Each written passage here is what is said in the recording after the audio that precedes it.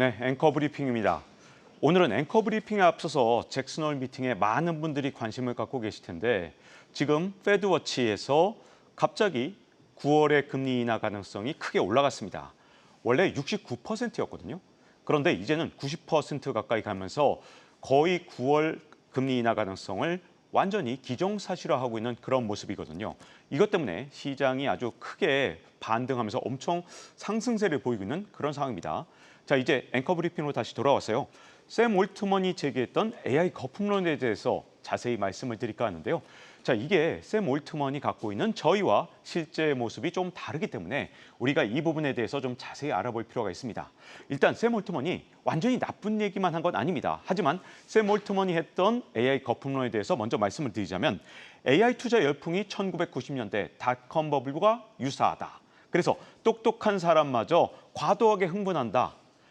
비이성적인 투자가 그리고 누군가는 엄청난 돈을 잃게 만드는 그런 원인이 될 것이다. 자, 이 얘기까지만 주로 헤드라인으로 보도가 됐기 때문에 샘 올트먼이 아주 안 좋은 얘기를 많이 했구나라고 생각하시는 분들이 많을 텐데요. 그렇게만 얘기한 게 아닙니다.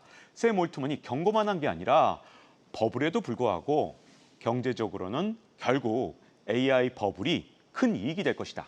버블은 맞지만 마치 IT 버블이 놀라운 IT 혁명을 나중에 만들어낸 것처럼 결국 AI 버블도 나중에는 아주 혁명적인, 혁신적인 결과들을 갖고 올 것이다라고 얘기를 했거든요. 그래서 많은 사람이 돈을 잃겠지만 많은 사람들이 큰 돈을 벌 수도 있다라는 말도 강조를 했습니다.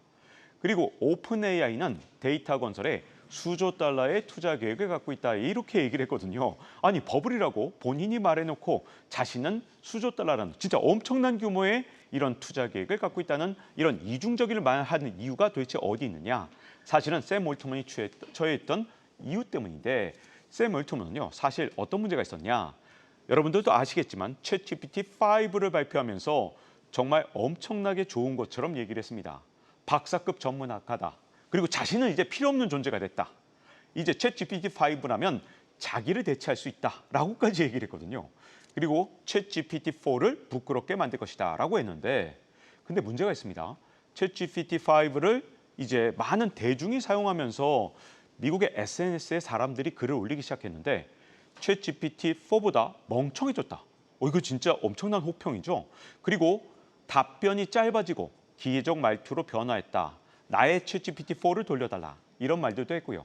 그리고 사용 제한이나 용량 제약이 아주 엄격해졌다. 이런 말들을 많은 사람들이 하기 시작한 겁니다. 다시 말하면 이 샘 올트먼이 이렇게 챗GPT5에 대해서 많은 사람들이 비판을 하니까 자신의 신뢰가 크게 하락을 했겠죠. 엄청나게 좋은 것이 나올 것이라고 얘기를 했었는데 그렇지 않으니까 이제 스스로 AI 버블론을 제기함으로써 냉철한 그런 자신의 이미지를 회복하고 싶었던 게 더 큰 목적이고요. 그리고 또 하나 문제가 있습니다. 지금 자금이 다 어디로 몰려들고 있느냐? 상장사 중심으로 자금이 몰려들고 있거든요. 오픈 AI는 아직 상장사가 아니기 때문에 자금이 상장사로 쏠리게 되면 자신들이 이 돈을 받게 되는 게 앞으로 힘들어질 수도 있다는 약간의 불안함과의 이런 데 문제가 좀 있었을 겁니다. 그래서 이제 이런 얘기를 한 거죠. 자신들이 원조니까 예전에 인터넷에서 원조인 야후가 이 IT 버블 이 꺼지는 과정에서 사실상 패권을 구글한테 넘겨줬는데 자신들은 야후가 아니라 구글이 될 것이라는 자신감을 이런 버블이라는 표현을 통해서 오히려 나타냈다고 보여줄 수 있습니다. 그래서 사실 샘 올트먼이 AI에서 아주 나쁜 얘기를 한 거 아닌데 문제는 이게 의도와는 달리 다른 식으로 시장의 공포가 확산됐다는 겁니다. 때마침 동시에 나온 게 있거든요. MIT 대학교에서 보고서가 나왔는데 이 보고서가 샘 올트먼의 이 발언과 함께 시장에 퍼지면서 이 나쁜 얘기들이 갑자기 퍼져나간 겁니다. 어떤 얘기냐? MIT 대학의 보고서에 따르면 생성형 AI에 투자한 기업 가운데 95%는 성과가 없었다는 겁니다. 5%만 눈에 띄는 성과를 냈다고 하는데 자 그렇다면 왜 성과가 없었을까요? 분명히 우리는 AI를 통해서 엄청난 혁신을 직접 경험했습니다. 근데 우리 개인들은 이 경험을 했는데 기업들은 사실 경험을 하지 못했다는 게 MIT 보고서의 가장 중요한 얘기인데요.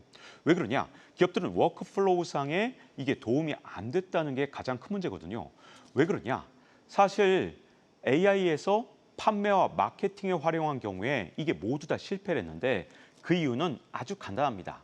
사람들은 이 개인적으로 AI를 활용할 때 어떻게 활용하냐? 자기의 정보들을 많이 넣고 이걸 통해서 AI와 대화를 하는 과정에서 아주 큰 도움을 AI에서 얻을 수 있는데 기업들은 그게 다가 아니잖아요. 이제 마케팅하는 부서에서 예를 들어서 A라는 직원이 지금까지 마케팅에 대해서 여러 가지 이 AI에 대해서 질문들을 하고 이걸 통해서 보고서를 만들었단 말이죠. 근데 B라는 직원이 그 자료를 다시 활용해서 또 한번 이용하려고 그러면 문제점은 이 AI가 그걸 다 이해하지 못해서 기업에서는 활용도가 크게 떨어진다는 겁니다. 그래서 직원들이 이 개별적으로 AI를 도입한 그런 기업에 AI를 활용하지 않고 오히려 범용 AI를 활용하기 시작했다는 거예요.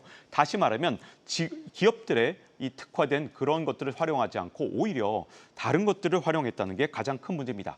자, 그러다 보니까 MIT 대학에서 나온 다음에 어떤 문제가 생겼냐? MIT 보고서가 결국 투자 사이클의 과열을 이 전곡으로 찔렀다. 이런 얘기들도 있고요. 또 아니면 로라 쿠퍼 같은 경우는 부풀어진 가치 평가 때문에 상승 추세가 지속될 것인가 의심스럽다. 이런 말까지 한 겁니다. 하지만 여러분, AI 기업들은 여전히 혁신을 하고 있는 기업들입니다. 그래서 문제 해결에 당연히 나섰고요.